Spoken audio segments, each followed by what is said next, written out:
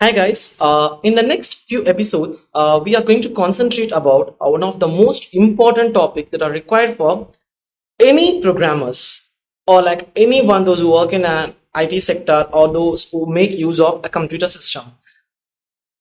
I would like to take you back to your college days where you studied about an interesting topic called digital electronics. As I'm from electronics and a communication background, I know how digital electronics has a huge impact in understanding about the computer architecture and how it helps the various operations for a programmer in order to handle a memory in an effective way. And also we have various operations that are related to this digital electronics. Hence I've prepared next few episodes in order to brush up your skills in digital electronics and to bring out the most important concepts that are required for Python programming. Not only for Python programming, any kind of programming, say C, C++, Java, Python, you need to know these digital electronics important concepts. So as we are in this model world, which is actually ruled by the digital signals, like whatever the applications that we make use of or whatever the appliances we make use of, definitely digital signals has a vital role in it. Let's quickly dive into the Jupyter notebook. Digital electronics, the term digital electronics refers to elements such as hardware, software, and networks and their use. There may be many different components that make up one system. Saying about this digital electronics, it is actually made up of different electronic components. So these electronic components, they generate the digital signals, they generate the control and timing signals in order to execute the operations. Normally, if we say about any signals, no, like say about digital electronics, we have something called active elements and passive elements. These active elements are the energy sources. They generate the energy, whereas passive elements, they perform a specific operations that to be executed. Saying about a resistor, inductor, capacitor, all these are called by a passive elements. Say for capacitor, it makes use of, it actually stores the electrical energy, whereas inductor, it actually stores the magnetic energy. And whenever an electric energy is required, capacitor, it start giving out the energy that it actually stores. That's what we call it as, it's getting dissipating the energy. So capacitor is electrical, it is an electrical energy storage device. Inductor is a magnetic energy storage device. So such that we have different components. So all these components are mainly helpful in designing a digital electronic systems. And we have some of the important components, say like about a computer architecture, we call CPU as a brain of a computer. So let's see about the CPU architecture. So this is just an overview of a CPU. We have an input device, we give the input signal, and which will be where we'll be getting the output in an output device. Say like a keyboard is an input device, we give the input, whereas the monitor, what we see the where we see the output is a output device. So the CPU is majorly comprised of four important elements, say control unit, ALU, arithmetic and a logical unit, registers, and a memory unit. What this control unit actually does is it actually generate the control and a timing signal. So let me show you this. It directs the operation to the central processor. So this control unit actually say what you have to do with this input request that came from the user, or the input request came from the input device. So it generates the control and a timing signal such that the processor will start the operation. And next one is about the arithmetic and a logical unit. So arithmetic and logical unit is the one who is responsible for performing the arithmetic and the logical operations. And registers, so say like a microprocessor or a microcontroller, when you say about the architecture of the CPU, we often come across these terms like 8056, 8086, which are we used to denote the microprocessor and a microcontroller. So they are said to be like 8-bit, 16-bit, 32-bit based on the registers capacity. So these registers are very helpful in order to hold the temporary memory locations, or they hold the requests that to be handled by the processor. So going forward in any programming concept, we'll be coming up with this concept of registers whenever we deal with the term like bytes. So these are the prime response. These registers are the prime responsible for the temporary storage area. They fetches the input that will be processed. They are special additional storage locations. They are not a memory storage location, but they are the special additional storage locations that offer the advantage of a speed. So they are responsible. They are one of the responsible for the efficient memory storage, and that also promotes a very good speed. Registers work under the direction of a control unit. So they work based on the control signals instructions to accept, hold, and transfer the instructions or the data, and they perform arithmetical logical comparisons at high speed. So registers work under the direction of the control unit to accept, hold, and transfer the instructions or the data, and they perform the arithmetic or logical operations. So registers, we normally denote registers by bit or byte terms, 8-bit registers, 16-bit registers, that is how. And memory unit, the actual work is done in memory and the finished result is stored in a disk. The information stored in the memory will be given as a binary code in group of bits called words. We'll discuss in detail about this bits and bytes. Normally the entire operation is happen and they are stored in the memory. So we have heard about the terms non-volatile memory, ROM, where once the data is given we cannot change it. However, we can change them by doing some various complicated operations. So ROM is a non-volatile memory. They don't change, they don't get erased easily. And RAM is a random access memory, which is again a volatile memory, such that we can change the data, we can do the right operations, and the data is volatile. Actually, when the power goes off, it gets erased. So we do operations to save them permanently. So all these are about a normal computer architecture. What I need to know, make you to understand all these operations are like, they all contribute a lot for a digital electronics to come into picture. Saying about a digital electronics, we also should know about a digital signal. Normally, saying about a signal, we have two forms of signal. One is an analog signal and another one is a digital signal. Let me show you one diagram.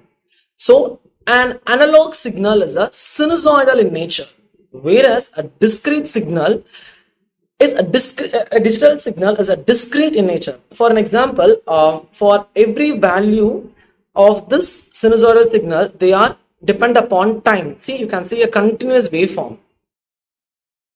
Since it is a sinusoidal signal, it has the highest value at 90 degrees. So this is a common example for an analog signal whose variable is a time dependent, whereas discrete signals are time independent. For an example, say here, at the graph between a time and voltage, on, off, on, off. So this is how the digital signal will be represented. So digital signal are discrete in nature. They have discrete set of value for a particular period of time, whereas sinusoidal signal are continuous in nature. Now let's see some theoretical concepts that are related to this analog signal and a digital signal.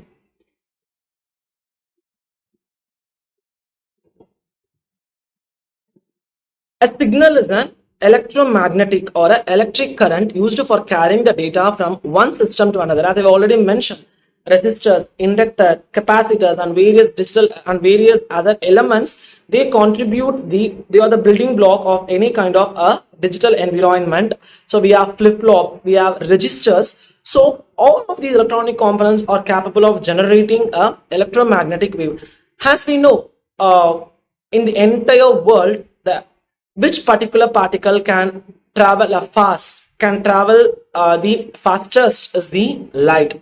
Light can travel more faster than any other particles. We know, like 3 into 10 to the power 8 velocity, the speed of the light is. So electromagnet, and here we speak about signals, everything are in a form of a photon. Photon is nothing but a energy particle. We denote for the light to travel, we require photons, right? So they are the energy building blocks of the light energy.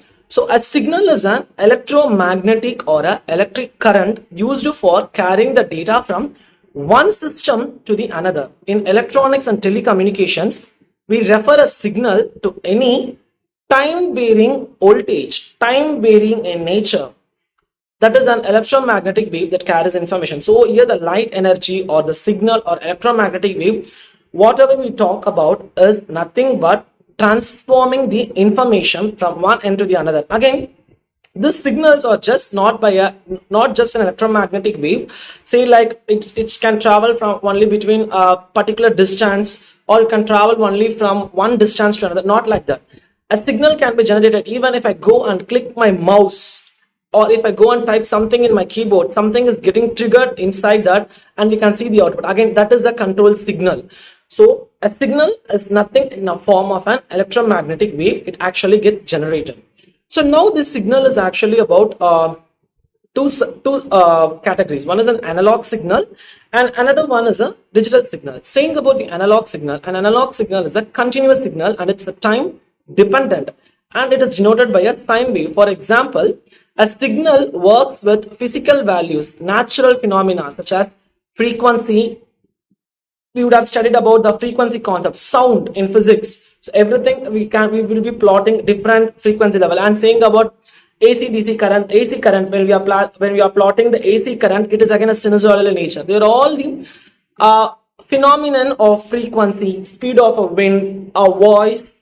Many these are kind of physical parameters or the example for an analog signal, a voice, the frequency level, the movement of an electromagnetic wave. In many ways, we can represent this analog signals. And what about the digital signals?